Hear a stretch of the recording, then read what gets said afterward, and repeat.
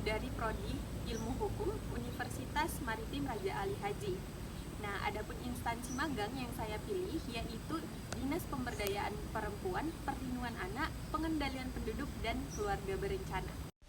Dinas Pemberdayaan Perempuan, Perlindungan Anak, Pengendalian Penduduk, dan Keluarga Berencana atau dapat disingkat dengan DP3KB Kabupaten Bintan adalah lembaga pemerintah yang bertanggung jawab dalam berbagai bidang terkait dengan pemberdayaan perempuan, perlindungan anak, pengendalian penduduk, dan keluarga berencana.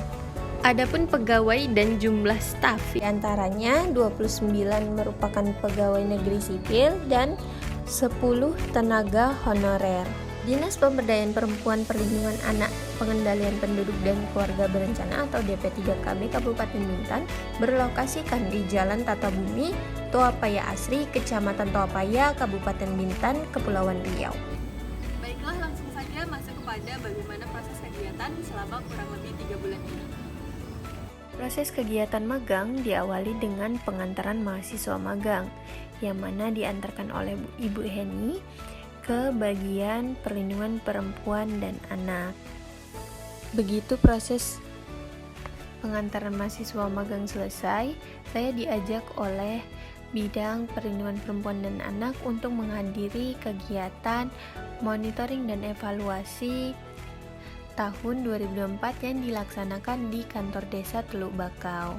Dalam hal ini, saya dapat memahami proses evaluasi dan monitoring untuk pelaksanaan program Desa Ramah Perempuan dan Peduli Anak tahun 2024. Adapun kegiatan lainnya yaitu menyalin SK ke dalam format digital. Di sini saya dapat menerapkan ilmu di perkuliahan, yaitu bagaimana format susunan sebuah surat keputusan dengan baik dan benar. Tiap Senin pagi dilakukan upacara Senin pagi di kantor Dinas Pemberdayaan Perempuan, Perlindungan Anak, Pengendalian Penduduk, dan Keluarga Berencana. Selain kegiatan yang sudah saya sebutkan, adapun kegiatan lainnya yaitu saya dapat kesempatan untuk ikut pergi ke Polsek Gunung Kijang, pendampingan korban kasus pencabulan. Dari pendampingan ini, saya menjadi tahu bagaimana proses pendampingan BAP di kepolisian secara langsung, sebagaimana pernah saya pelajari selama di perkuliahan. Kegiatan yang lainnya yaitu mengikuti rapat rencana aksi nasional hak asasi manusia atau dapat biasa disingkat dengan RANHAM. Ini merupakan kegiatan monitoring dan evaluasi bersama Ketua Yayasan Berlian, Ketua Perlindungan Anak Terpadu Berbasis Masyarakat atau PATBM, dan Relawan Sahabat Perempuan dan Anak atau SAPA.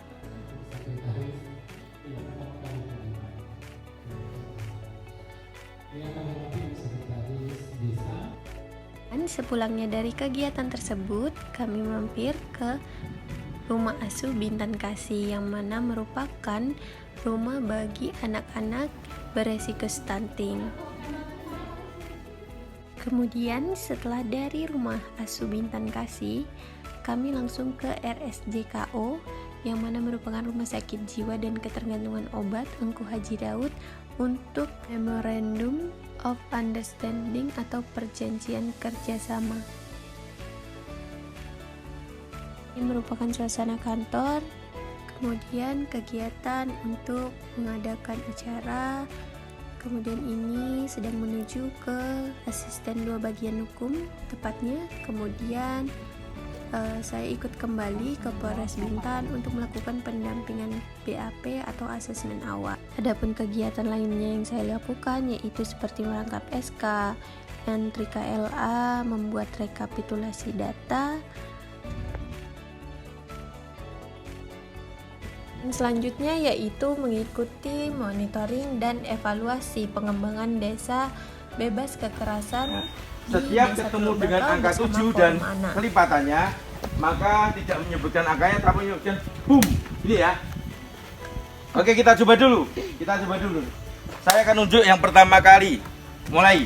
1, 2, 3, 4, 5, 6, terus 9, 10, 11, 12, 13, 14, boom! Beberapa pembahasan yang dibahas dalam kegiatan ini yaitu terkait bagaimana saja yang menjadi kekuatan, kendala, serta tantangan bagi Forum Anak Desa Teluk Bakau.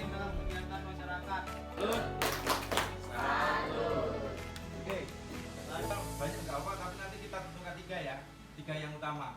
Yang pertama pergaulan bebas. Pergaulan bebas. Sebenarnya pergaulan boleh bebas ya sih? Masa nggak boleh? Pengertiannya gimana teman-teman? Pergaulan yang tidak mengikuti aturan etika dan kepantasan gitu ya. Oke, pergaulan bebas. Terus apa lagi? Memperhatikan orang tua. Lanjut. Apalagi kira-kira? Permasalahan tadi, maling itu apa maksudnya? Ada teman-teman seusia kalian yang juga menjadi pelaku kejahatan itu? Ada, itu banyak. Namanya kompak sekali. Ada, bullying. Ada. Oke, Pak, bullying. Ya nanti ada yang begitu nggak boleh itu bullying. Bullying. Oke, makasih.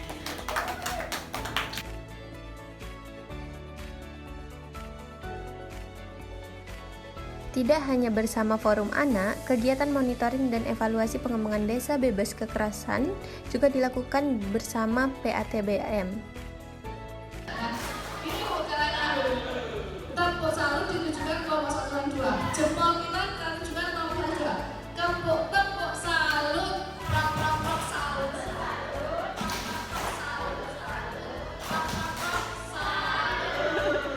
Oke, kita lanjutkan kelompok 3. Selain kegiatan-kegiatan tersebut, saya juga sempat ikut untuk mengambil yang telah diteken oleh Bupati. Nah, ini merupakan kegiatan entry KLA. KLA merupakan memasukkan berkas ke dalam web Kabupaten Laya Anak yang nantinya akan dijadikan penilaian Kabupaten Laya Anak, di mana berisi terkait berkas-berkas tentang angka perkawinan anak dan lain-lain. Selanjutnya, saya sempat ke Polsek Bintan Utara untuk pendampingan korban kasus bullying. Pulangnya dari pendampingan tersebut juga mengambil berkas MOU yang telah diajukan. Di pendampingan korban kekerasan, saya melakukan beberapa kali, yaitu pendampingan di Bintan Timur. Kemudian ini merupakan pendampingan kasus di KDRT di Bintan Utara, dan ini merupakan kasus persetubuhan.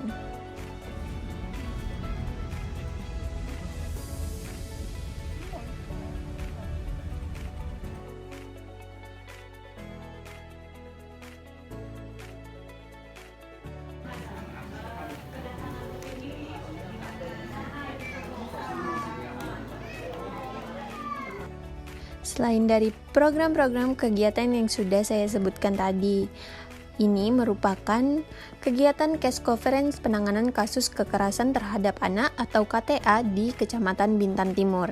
Pun pembahasan dalam kegiatan ini yaitu terkait peningkatan kasus kekerasan terhadap anak yang menyoroti pentingnya kebijakan pengawasan yang ketat terhadap penertiban izin hotel dan wisma. Kegiatan ini juga membuka forum kepada masyarakat sekitar atas usulan dan saran terkait masalah kekerasan anak ataupun masalah anak di Kecamatan Bintan Timur. Kegiatan tersebut,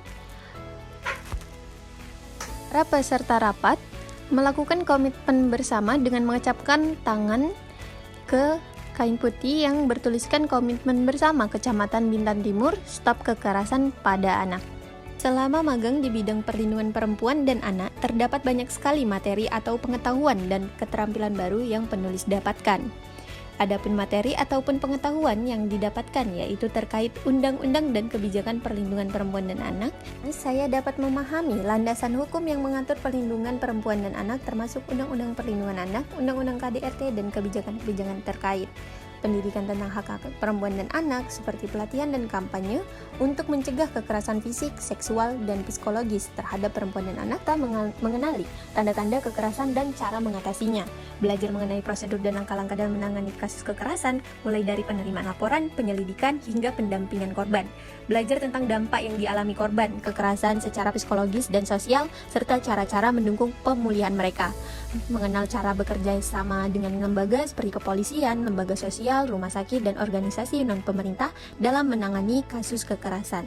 Pengembangan keterampilan dalam berkomunikasi dengan korban kekerasan dan berikan dukungan serta konseling yang efektif merupakan suatu ilmu baru. Selama lebih dari 3 bulan di Dinas Pemberdayaan Perempuan, Perlindungan Anak, Pengendalian Penduduk, dan Keluarga Berencana, khususnya di bidang perlindungan perempuan dan anak, saya mendapatkan begitu banyak pengalaman-pengalaman baru, seperti bagaimana dunia kerja yang sebenarnya, mengetahui sistem kerja di suatu instansi, dan tentunya hal yang belum saya temui selama proses perkuliahan.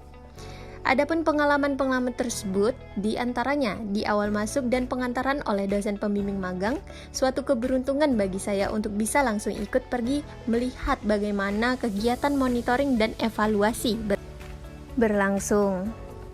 Seiring berjalannya diskusi, saya memahami terkait adanya perlindungan anak terpadu berbasis masyarakat atau PATBM yang merupakan program pemberdayaan yang digagas oleh pemerintah pusat atau KPPA untuk menguatkan kegerakan partisipasi masyarakat dan kemitraan pemerintah dengan masyarakat dalam perlindungan anak.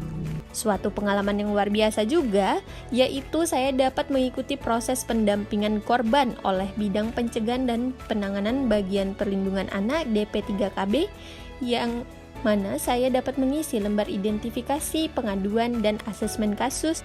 Tidak hanya satu kali ikut pendampingan, saya juga mendapatkan kesempatan untuk menanyakan secara langsung sesuai arahan dan didampingi oleh DPM serta pegawai di instansi sesuai dengan lembar identifikasi. Dari pendampingan-pendampingan yang saya ikuti tersebut, saya mendapatkan banyak sekali ilmu-ilmu baru seperti mengapa suatu kekerasan dapat terjadi, faktor-faktor apa saja yang mempengaruhi kekerasan anak itu terjadi, dan mengetahui bagaimana jenis kasus kekerasan anak yang terjadi di Kabupaten Bintan.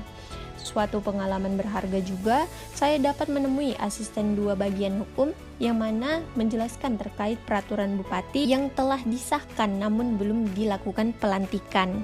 Terakhir, ilmu yang sangat-sangat penting sekali dan saya dapatkan di bidang perlindungan perempuan dan anak, yaitu saya memahami terkait bagaimana proses pendampingan hingga ke pengadilan.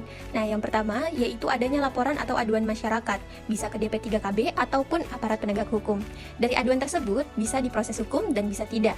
Jika pendampingan pelaporan korban pada proses hukum, namanya ialah pendampingan BAP atau asesmen awal, atau di dalam kurung cerita kejadian, background klien atau keluarga, sekolah, kebiasaan, hobi, hubungan relasi, kesehatan, cita-cita, dan harapan.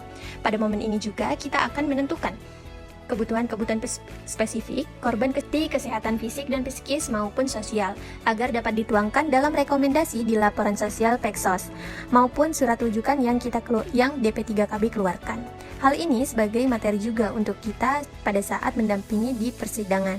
Jika pendampingan korban tidak proses hukum, asesmen awal tetap dilakukan. Di sini bisa langsung dirujuk ke psikiater atau psikolog dan kita update kembali perkembangannya.